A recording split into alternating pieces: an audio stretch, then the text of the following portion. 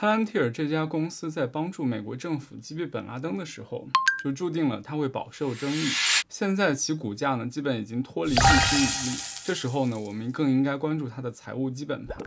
125页的 SEC filing 呢，已经整理出来了。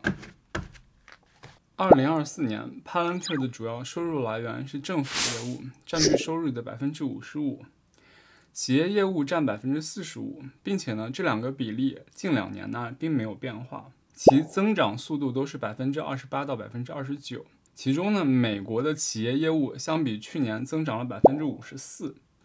虽然 Palantir 早就已经不是人们印象中全靠美国政府来支持的公司了，而且企业业务还迅速增长，但是呢，它还是一家非常依赖美国本土的公司。28.6亿美金的收入，其中毛利润23亿美金，毛利率80%，相较去年降低了1%，符合 SaaS 公司的平均毛利率水平。销售和营销费用占31%，偏高，但是呢，相较去年降低了3%。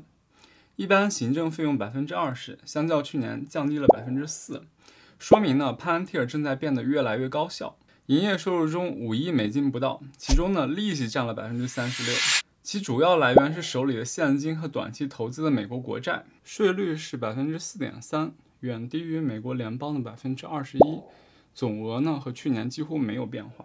净利润5亿美金不到，净利润率16%，相较去年呢增长了6%。SaaS 公司的净利润率一般在10%到25%，成熟的公司呢，净利润率可能会更高一点。就损益表来看，Palantir 正向着一个好的方向高速发展。净收入流进现金流量表里，其中呢，股票薪酬占经营活动现金流的56%。个人觉得这是一个很大的 red flag。财报中呢，甚至有一段话专门来解释这个问题。股票薪酬相较去年呢增长了45%，主要原因是因为触发了 market vesting SARs。简单的说呢，就是因为股价达到了某个预定的价格，公司呢因此奖励公司的管理层，这个总额呢是1.16亿美金。结合 Palantir 高管们排队出售股票套现，可以推测呢，他们其实也非常同意现阶段 Palantir 的估值偏高。当然 ，Peter Lynch 老先生说过，公司高管们有各式各样的理由卖掉手里的股票，可以是婚丧嫁娶、买房、买地、买车、买游艇、买飞机。但是呢，只有一个原因会让他们买回自己公司的股票，那就是公司价格被低估了，股票未来会涨。融资的主要现金流来源是员工行权 （exercise of common stock options）， 即员工或管理层呢通过期权计划购买公司股票，从而带来了现金流入。回购普通股一共花掉了6000多万美金。Palantir 这个价位还在回购，用公司的钱把公司的股价推高，结合前面说到的触发高管们的股票薪酬，高管们呢再在高位卖出套现，这个真的是有点的即视感了。而且呢，仍有已经被批准的原计划的9亿多美金的回购预算。要知道手里52亿现金，9亿计划回购。CFO 呢对这家公司的未来可是充满了信心呀，所以呢不要奇怪，如果未来 Palantir 的股价继续被持续推高。投资的现金流都在可交易的证券上，主要是美国国债，为前面的损益表提供了利息收入。手里的现金加上国债，还有一些其他项目呢，一共是52亿的流动资产。Palantir 的流动资产呢，也像上2篇讲过的爱马仕和 AMAT 一样，可以完全付清所有的负债。流动比率呢，甚至超过了财务上非常保守的爱马仕，达到了6倍多。权益比率呢，也是超过了本来已经很夸张的爱马仕，达到了93%。这里提一下累计亏损 ，Palantir 呢前几年都是亏损的，近期才净收入为正。这个亏损呢，当然都是由股东买单。本视频完全不是投资建议，但是呢 ，Palantir 作为当红美股，还是要提一下2个显而易见的股价风险。